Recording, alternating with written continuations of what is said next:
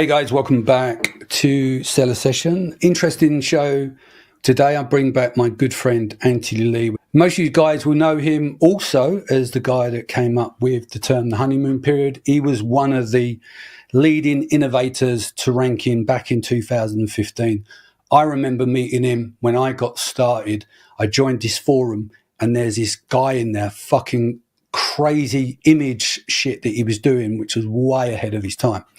Now he's building me incredible AI bots and stuff. Like he's a bit of a genius. He's very humble, and I just love to see him win more than he already is because he's a very talented guy. But he's pulled me up on this whole honeymoon thing, and we've gone like, yeah, let's have a chat about it because I think he needs to get some clarity around it before the article drops. So, Anthony, welcome to the show. Hello. Thank you for having me. And I don't know if anybody's mentioned this yet, but your new Seller Sessions intro is snazzy. Yeah, I've switched. I switched to this platform. This is a pre-record, by the way, guys. I switched to this platform. The problem is it doesn't work properly in recording any data. So I've gone back to StreamYard, but I like this for be able to separate out scenes and put you on the screen and separate it out. But anyway, enough of that technology. Let's talk about the honeymoon period. This is coming out after I've dropped number 2 with Warner. You want to talk a little bit about Cosmo and maybe shape some corrections there. But let's start with what you said, that which I take accountability for, is that you didn't publicly announce or denounce the honeymoon period. Yeah. Just to set the record straight, because I still have people ask me about it. And I feel like they're still kind of misled by the information that's out there. Yeah. So to kind of explain like what this idea came from, there was a ton of data. So back then, we were at the forefront of running launch campaigns, and we saw hundreds of brands launch products, and we tracked their ranking, and we got a mountain of data that started showing that there's this weird activity at the 6-month mark, and that's where the honeymoon period ended up evolving from. And I firmly believe that at that time, it was because there was a strong correlation between rank and sales history, and that was a benchmark. And so that kind of provided this grace period. However, after Amazon started tying rank more closely to keyword relevance, this was indicated by some changes done to the back end keywords. Remember, it like shrank and then expanded a bunch and then shrank again. That was when they started pushing like a more Google style relevance with attributes, which I don't think existed back then when we were noticing this sales history honeymoon. That's when it became the artist formerly known as the honeymoon period. Now, at the time, I was still trying to figure everything out. So I came out with an article talking about the 2 types of honeymoon period, which was like acknowledging that sales history might still have an impact, but maybe not, because now it seems to be more keyword relevance. And that was when years later we learned, about cold start and how Amazon had at that time this kind of aim for a 7-day cold start period. And even back then, I don't think it was 7 days. I think it was longer, but it's gotten shorter and shorter and shorter. So the issue is there's still people who will say, hey, you have this grace period of 30 days, probably, depending on category, where you can just throw a whole bunch of traffic and that's going to make a bunch of your keywords index and stick, and then you'll be able to rank higher for more keywords. And that's just not the case. And I feel like if people still believe that, they might be launching products in a way that could potentially not be very conducive to the way the algorithm actually works. So like officially, the artist formerly known as the honeymoon period is not what you're going to be able to gain today. Yeah. So let me address a few things as close friends for the last 7, 8, 9 years. 16. All right, let me address this. Last year when I've done Seller Sessions Live, I said to you, we both agreed that the honeymoon period doesn't exist. I'm doing some parody videos. Are you up for it? And I put you in there. I said, even the guy, which is true, you had denounced it to me, but you hadn't publicly denounced it. And transparency is important. So that's how that happened. And so when we did the article, I took it based on that from our previous as friends and relationship, that you stood by that. But you're right, you haven't made an official announcement. And I think this is why it's important today to marry all of this stuff together, because your argument off call was, yeah, but there's something like the honeymoon period happening. And I went, yeah, you're absolutely right. The problem is all the other stuff around the honeymoon period is simply not true. So I do a shared screen. Look, I haven't put the article out. At the moment, we've got formatting problems. I'm showing you from ClickUp. We're going to go through some bits here so you can see the level of work that's gone into it so that everyone can go, Dan, you're wrong. I went to page 450,000 on the patent, cross-referenced it with a second patent, and then looked at the Burt science paper, and you're wrong. Great. Then we'll all learn. But there's a difference between that and just gaslighting and saying, I've got high status, I make a load of money, therefore I'm fucking right. That's not science. That's the bit I'm trying to get to. Yeah? It's important.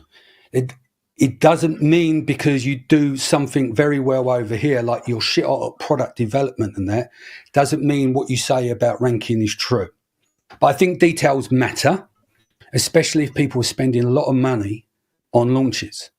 The thousands of pounds nowadays that if someone says, don't worry, send it back into Amazon on a new ASIN is horseshit, and it's dangerous and it's expensive. You probably hear it once a week, you hear it in the groups. So the reason of doing this article with Warner is there's a body of work there with all the papers, and then you can read for yourself, because I actually believe people should look to get into the truth, right? Because you can be good at ranking and have a shit product, or you could be brilliant at product, fumble the bag when it comes to ranking, and then fix it. Would you agree? Still right. No, absolutely. All right. Especially So now. let me just bring this over, and then we can walk through some of this together. So this is the article. It's around 6,000 words long. These are all our notes and all of the assets and everything that we put together, even some inside Amazon Wikipedias, which we don't need to necessarily go into. I did a too long didn't read at the top, gives you a bit of an idea. We talk about the concept and about the 30 days, etc. We explain what is in both of these patents, what is the cold start, what isn't the cold start, and how people might use sales velocity seeding. And so what I've done is worked on the evolution of the cold start, aka the honeymoon period. So let's dive into the evolution of the cold start. This section will cover the origins of the cold start problem, early attempts at manual mitigation using predictive priors, which is going back to what you're saying earlier on, Anthony, spear phishing, which is quite old now, optimizing the approach for balancing improvements. So what we tried to do, and then we brought this up in the show, try and understand what priors are, which is pre, okay, and then what posteriors are, which is real data, and then you've got what Bayesian is a calculation. If you understand those three things in very layman's terms, okay, it will give you a better understanding on ranking. But you can challenge it and you can say, yeah, but you're looking at the literature. I had a comment the other day, yeah, but you put too much effort on the literature. And I said, okay, then you're right and I'm wrong. It's all about the literature. But just think, we live in a world where we tell people to chase a honeymoon period that doesn't exist, to then track your keywords on a software that would have to take from over 500 every time it scrapes to not be detected. And then we call that ranking. I'm actually amazed that this is a thing. I've seen it with you. Somebody said you lean too much on the science. Yeah, I've been told this too. Like, you're looking at technologies that are probably not even going to be adopted. And it's just like, yeah, it's all speculation with regard to what is actually implemented. absolutely. But looking at the stuff that Amazon has spent time and money investing in is still the best way to understand their thinking, because they don't release it any other way. Yeah. And again, people keep saying, no, the best way is to look at your own data. Your own data is not a large enough sample size. It's never going to be. You're never going to have enough ASINs for you to go, definitively, I can say across all categories that this seems to be a constant. Like, it's not. So you look at the science to see why what you're seeing is what you're seeing and how it might vary in other environments. Okay, so look, I'm just slowly scrolling while we're talking, so people can see the depth that we've gone to, because I want you to go and read all the patents. I want you to understand, and I've actually worked out this morning another way to try and explain this, because the main complaint is, Dan, is too technical. Well, ranking isn't sexy and it is technical.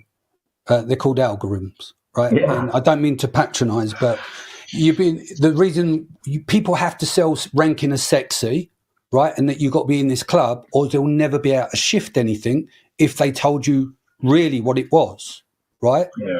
And how difficult it is, and how it's updating all the time. A10 is just so technical. Exactly.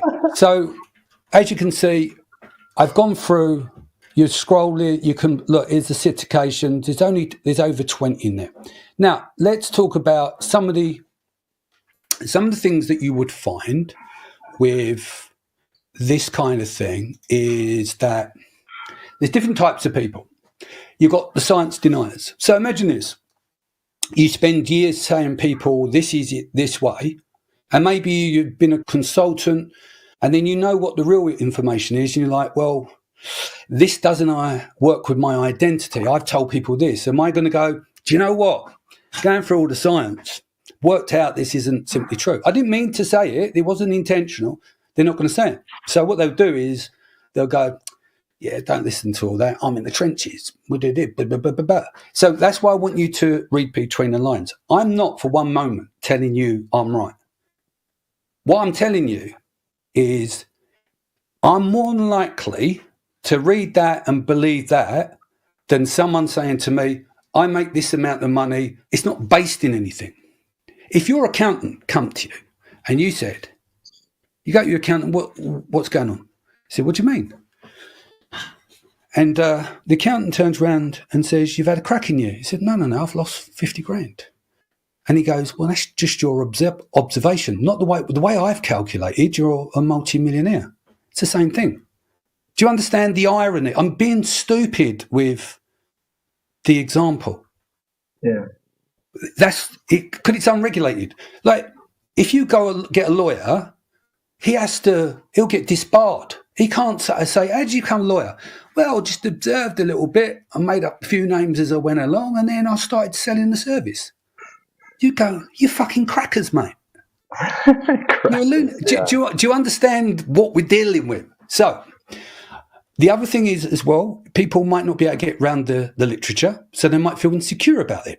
And that's fine as well. That isn't an attack. So what we do, we project. People could say, well, you're just projecting, Dan, because you're no longer a seller and you're just shit and you run an agency. And maybe I am. But at least I'm trying to get to the truth.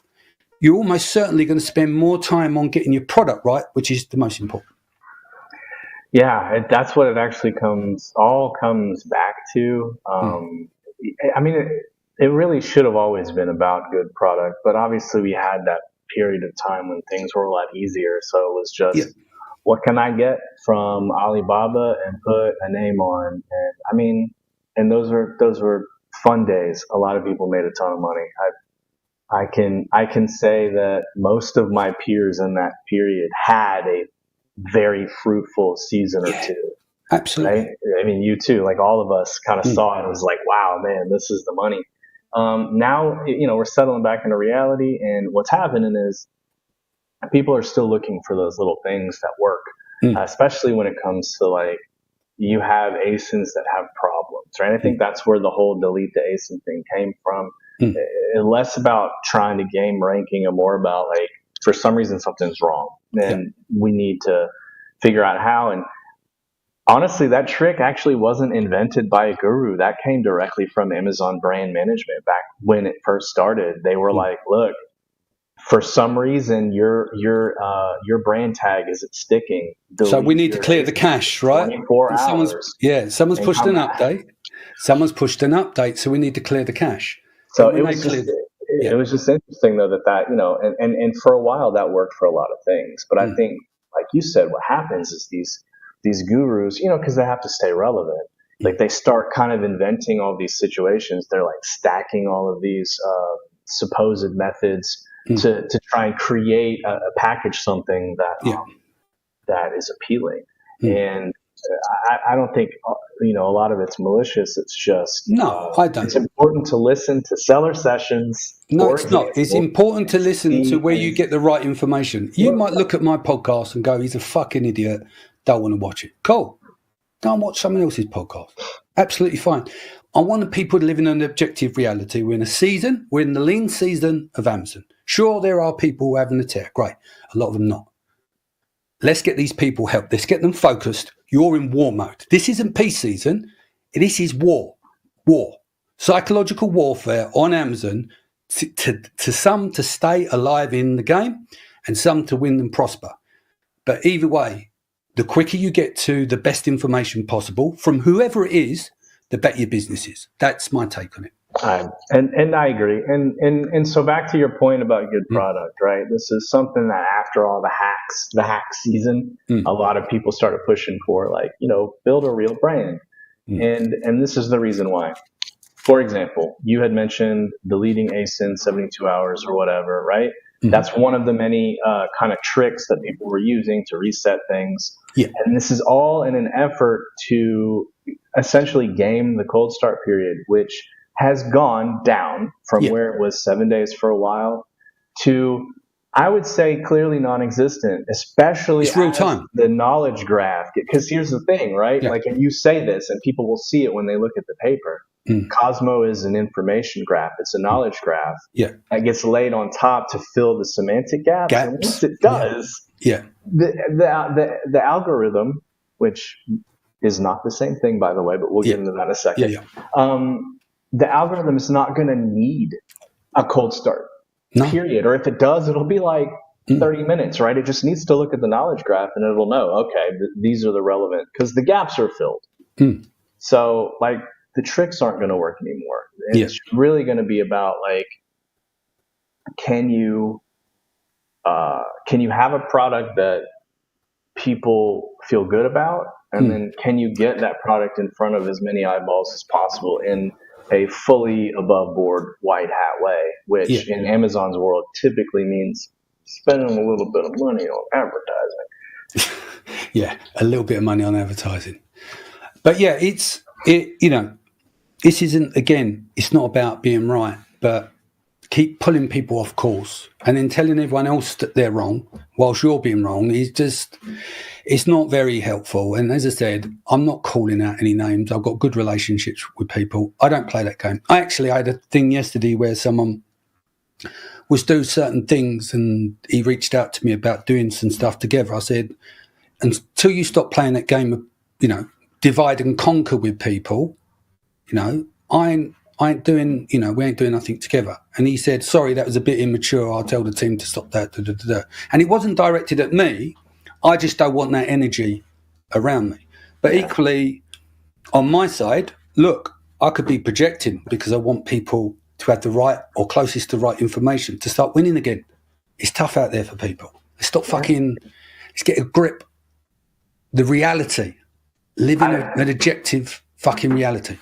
I would say that I'm probably not as impassioned on that particular aspect as you are, but one of the reasons that kind of gets me talking, like on LinkedIn or whatever, like the post I made the other day about how Cosmo is not the next A9 algorithm, is just because it kind of frustrates me, all the marketing hype. Like, I get it. I understand marketing, right? But a lot of people will just kind of pull, these really outrageous statements out in an effort to gain traction, because I guess it works, especially on social media. But it's like, The problem is if you trace it back far enough, you'll see that it also begins to misinform people. So, Yeah. and a lot of people are going to say it doesn't matter because most people don't pay attention to technicals anyway. But I'm like you, I want people to have the right information. So that's why I was like, hey, it's really important for people to understand that Cosmos and the algorithm are two completely different things. Absolutely. One's a framework, then the algorithm, then you've got matching, then you've got a ranking engine. There's so many different parts to it. You've got a cold start system. You've got an update system. You've got a query intelligence system. There's so many parts to it. And it's beyond the scope of most people, including you and I. And the more me and you learn, have you noticed, the less we know. That's true. It's just we know not a lot about a huge amount of. Yes. Do you know what I mean? It's fucking crazy. To the point that you just made, though, about how the algorithm has all these parts, Cosmos isn't actually a part of it. And it's a framework. Specifically, it's a graph that lays on top of information, but it's not like, and that's where I feel like a lot of people are veering off because, we see right now what we're seeing is a lot of services that are talking about optimizing Cosmos, and that's not a wrong thing. No. Right. But then they're turning around and saying Cosmos is the new algorithm. And that's not the right thing because it's not. No. Because it doesn't have anything to do with ranking. It's literally just helping the ranking algorithm find the relevance, why is that an important distinction? I think it's an important distinction because the things that you do, while there's a lot of overlap, the things that you're specifically doing for the purpose of ranking your product higher are not necessarily one-to-one with the things you're going to do to speak to the Cosmos engine. Like, for the most part, they're the same thing, but like, understand that you're talking about two different things when you're like, I want to be number one for this product. I want to be number one for this product in the search rank algorithm, search and sort, through the pairwise, or I don't even think that they use pairwise anymore, whole system, right? Like that's part of the pairwise is part of the machine learning in the earlies. That was 16, 17, yeah. But that is not this saying. You're saying a completely different thing than I want Cosmos to, when it creates the knowledge that it creates to speak to the algorithm, I want it to recognize that my product is relevant for these intentions. Yeah, so let's look at and taken three parts. It's a broad conception of interpretation. It begins by tackling broad queries using advanced analytics and customer behavior insights, covering a wide range of user intent without explicit domain knowledge, right? Because we're using common sense. 2, product type and sub-discovery.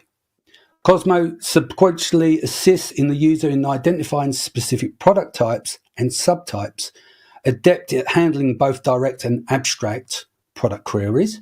And 3, attribute-based refinement. The final layer adds in fine-tuning search results, in fine-tuning, not ranking, fine-tuning. It's the language, right? Allowing users to filter based on specific attributes and align the results with individual preferences. So we're going back to behavior. So part of the algorithm, of course, is behavior and behavior data. What is that? That's the posterior data. Do you understand? And I think what you're saying is correct. And let me give you a very positive side. 2 years ago, no one was quoting. As soon as Cosmo come along with its beautiful, nice little pictures that is easy to read, like a kindergarten book, everyone's on it because it made it accessible. And that's amazing. So now you've got people quoting from the literature, whereas me and you were banging our heads against the wall for years. And when I went to Australia last year, I thanked Kevin King because Kevin King is in a very powerful position. And when Kevin King sits down and says, I've read hundreds of these papers, everyone goes, oh, it's Kevin King. Better start reading all the papers. And then you get a flood of people coming out all reading from the papers. But now the concern is, how do we filter it? Because there's interpretation of reading the papers. But what would you say is a good thing? Not using the papers, pulling out your arsehole? Or using the papers and try to have the least amount of cognitive bias as possible and present the information as it's meant to be presented.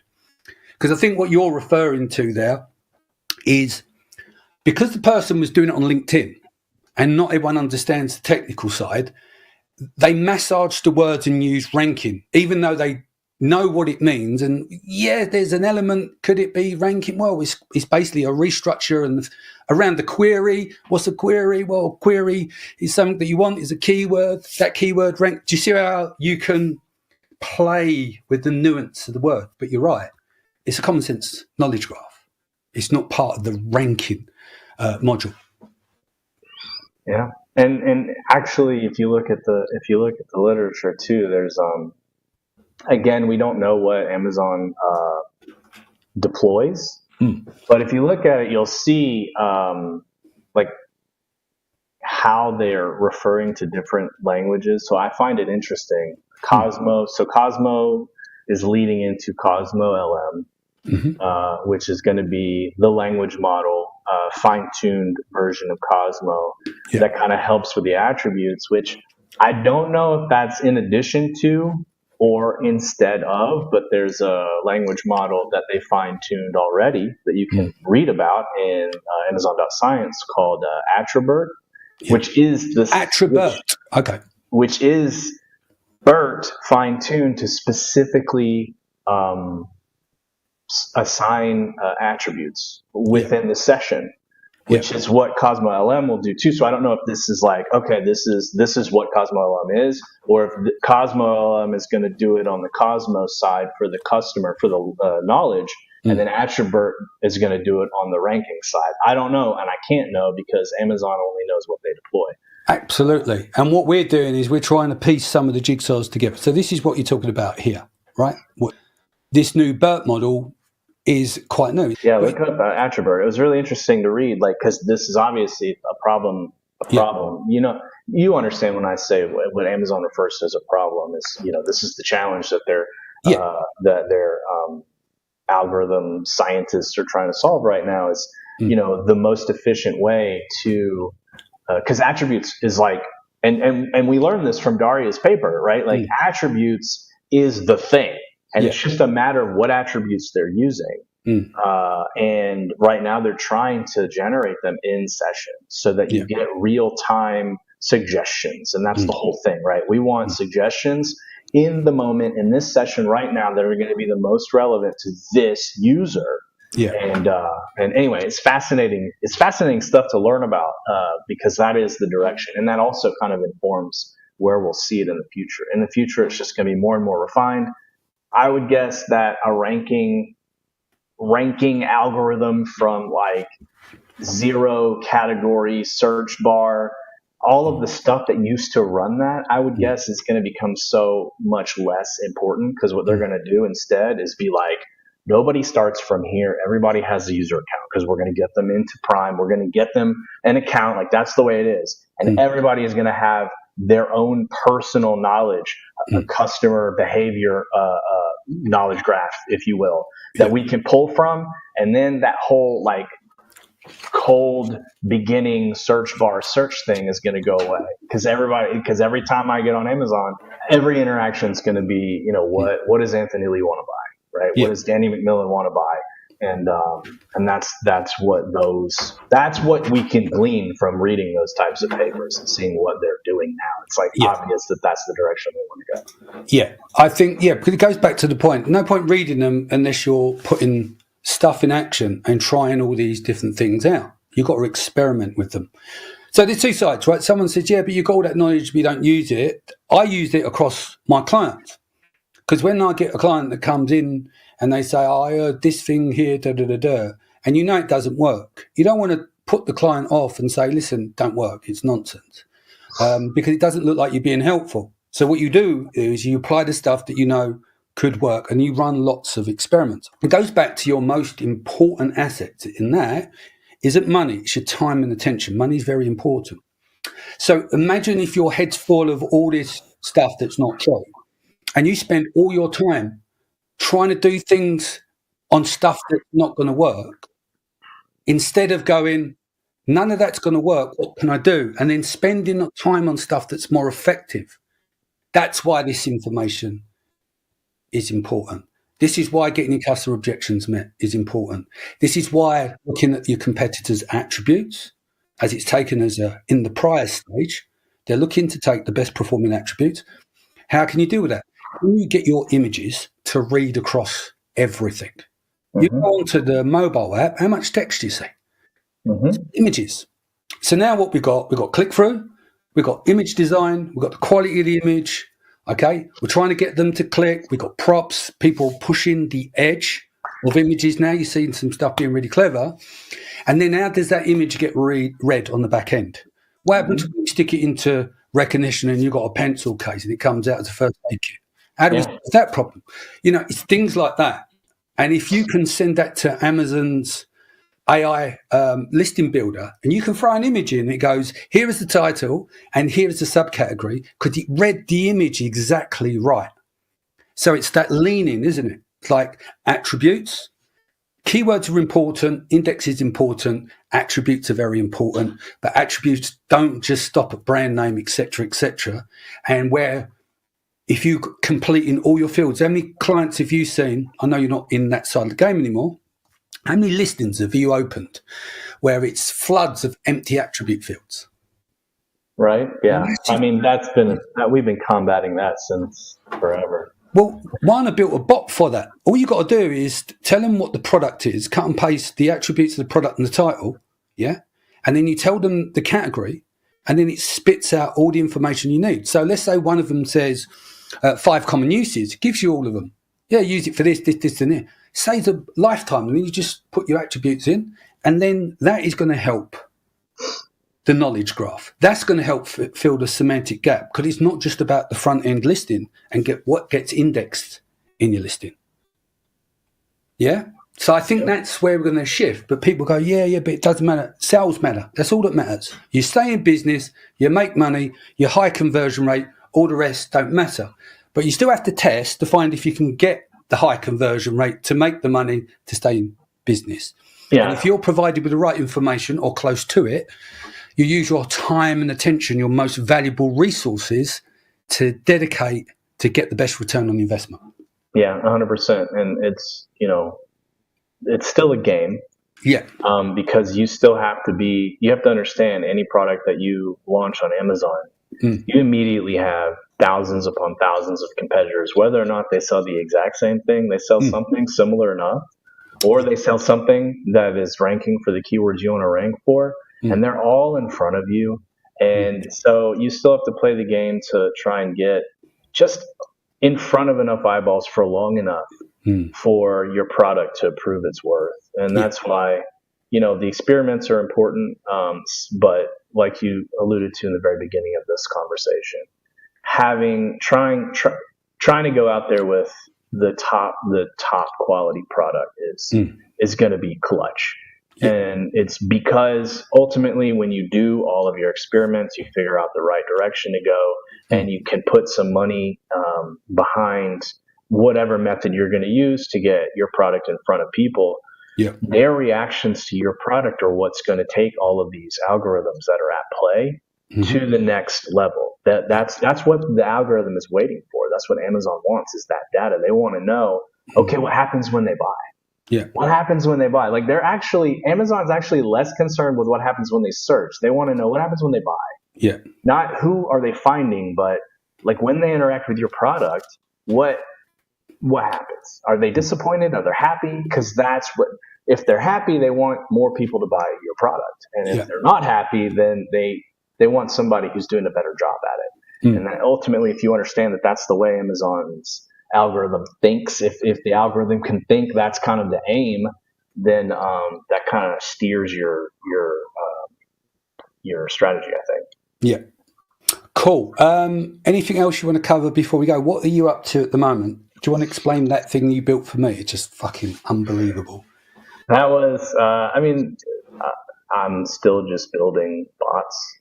So, what we built was meaning you're doing your humble thing again. You handed me all of the knowledge, though. It's the knowledge source connected to a chat bot, a chat interface that can access that knowledge and pull new knowledge. Other things that I've worked on, though, this Amazon stuff. You run experiments for clients.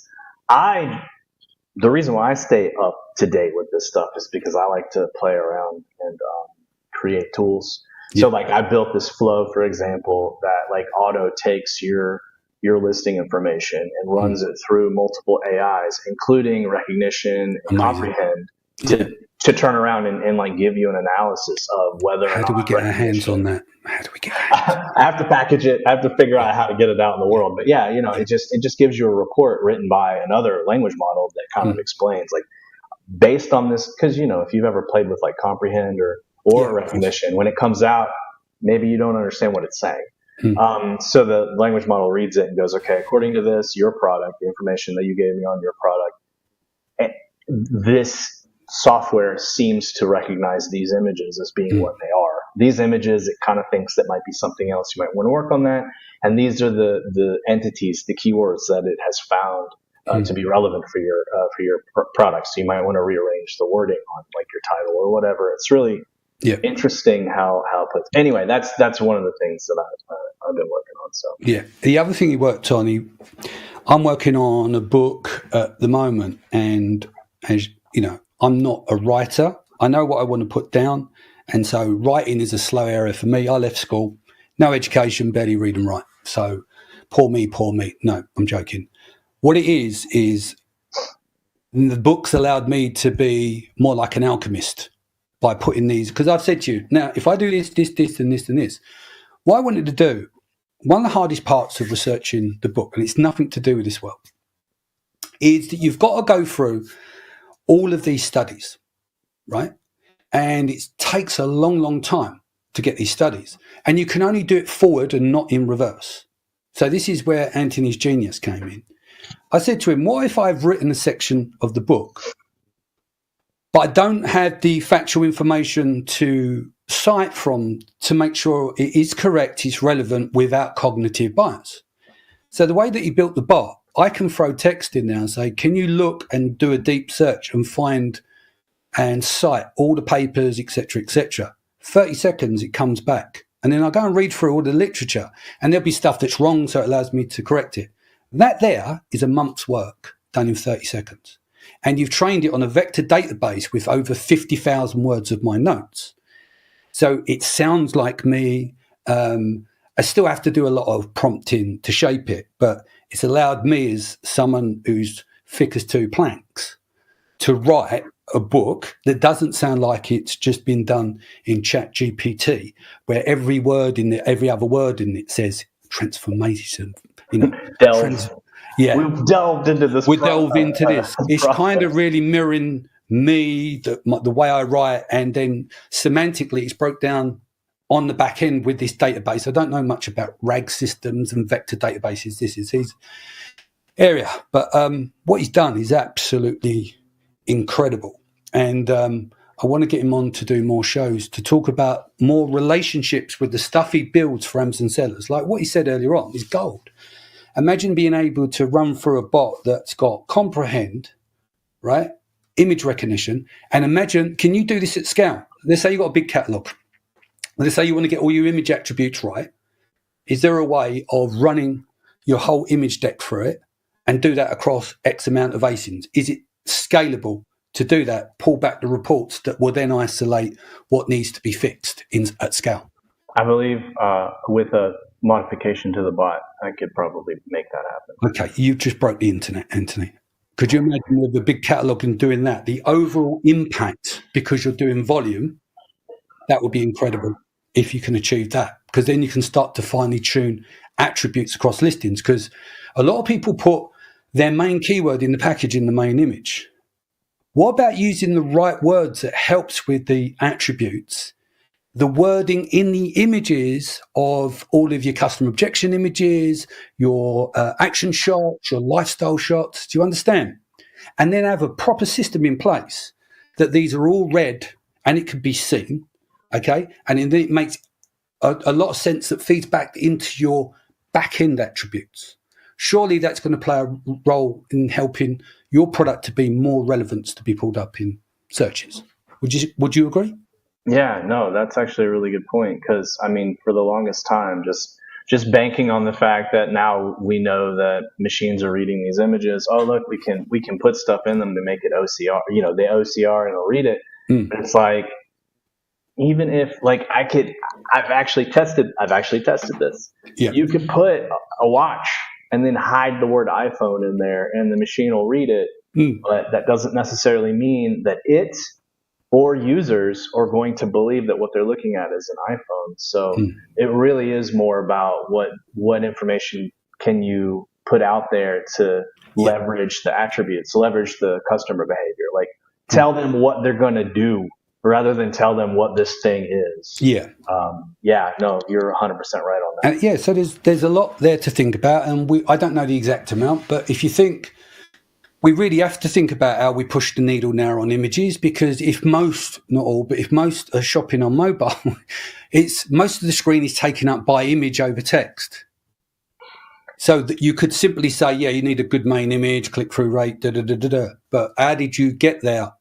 You've got to combine it all, and what goes on behind the image, and how does that image get read? Yeah. And how does that matter to Rufus and shopping assistants alike, and whatever gets developed going forward? Yeah, definitely. These are all it used to just be as simple as, think about mobile optimization, but now we're talking about think about AI shopping assistant optimization. Like how can you make your product the simplest and easiest decision to be made for a specific intention? Because that's the other thing too, right? All of these systems are designed towards hitting an intention. Because you don't need your product to be suggested for something irrelevant. Because when that happens, then you get bad data, or you get those negative attributes that say, okay, well, in these specific instances, this product doesn't need to be suggested. And heaven forbid one of those instances be a helpful keyword that you would like to rank for. So it's like, I don't know.